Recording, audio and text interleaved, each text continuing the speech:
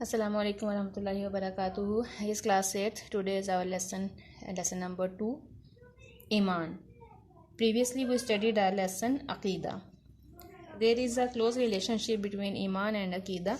First we have to understand what is the relationship between Iman and Aqidah. But first you have to memorize in your mind what is the meaning of Aqidah.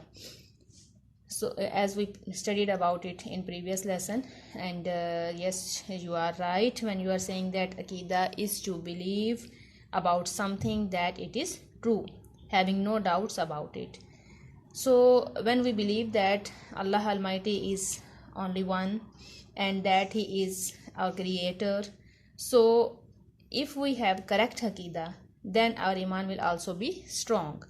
And if we have Aqidah on Allah Almighty's Tawheed, then we also have Iman.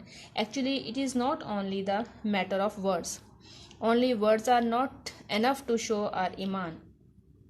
It is a matter of inward and outward obedience. It means to have belief in heart, say by tongue, and prove by our physical action. What is that meaning, to prove by your physical actions?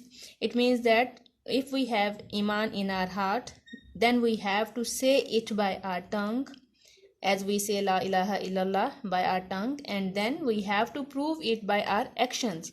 We have to do what we are ordered to do, and we have to avoid what are we ordered to avoid. So this Iman depends on knowledge. From where we get that knowledge? This knowledge will be taken from Allah Almighty and His Messenger. So now the question is that what quantity of Iman we should have in our heart. So there is not a particular amount our heart should have always contain. Actually, Iman is in varied amounts. Iman is in different amounts in the different times, and Allah will taken out a person from the hell if he has a little bit of Iman in his heart. So it means that all the person who have Iman but they have committed the sins, they will go to Jahannam. So another question is that if a person has Iman, so how he can commit the sins? It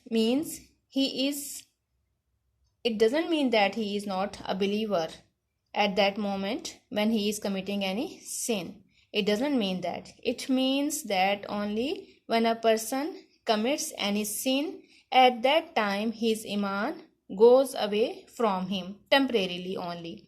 He remains believer because of his belief, and he is also a sinner because of his.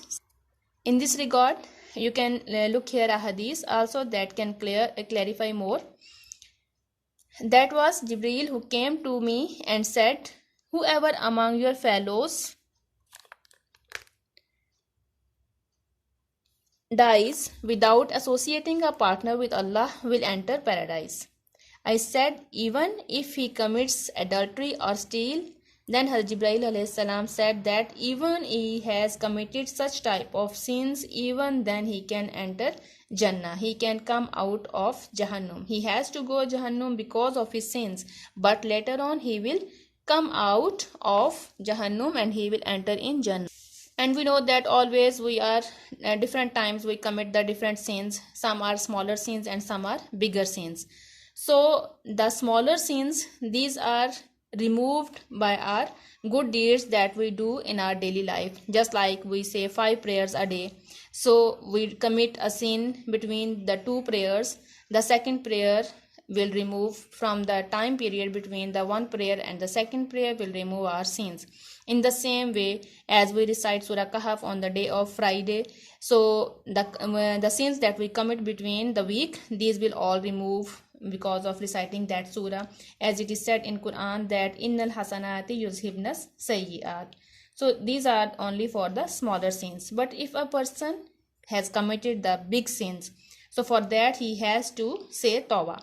And if he doesn't repent and if he does not say tawbah and he dies, so he has to enter Jahannam for his sins to purify his soul, and also he has to get the punishment of his sins that he has done. We can see here the well-known Imam Sufyan al-Thawri said, faith is useless without actions, and actions and speech is not valid without intention, and no speech, action, intention is acceptable unless it is in accordance with the Sunnah. As we already mentioned that the faith is not only the matter of heart. We have to say the words for it also, and we have to prove it by the action. But it all depends on intention. If we say the words also and if we do the actions but our niyyah, our intention is not good, it is not based on ikhlas, so all our actions will be destroyed on the last day. They will not have any weight. So if we are doing some actions just like to show the people, to get the praise from the people, to want to become good in the eyes of the people, so such actions will not give you any weight on the last day. As we can see here also, as Hassan Basri said, Iman is not a matter of adornment or the wishful thinking, rather it is that which settle in the heart and is confirmed by action. Belief in the heart that has no visible manifestation is an empty one that doesn't deserve to be called Iman.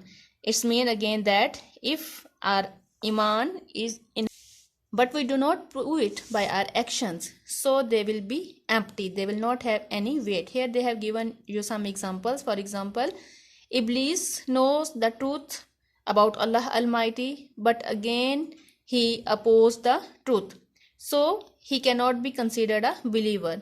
In the same way, Fir'aun also knew about Hazrat Musa alayhi salam's miracles. He also believed, but he did not act upon the teachings that he brought. So he cannot also be called a believer.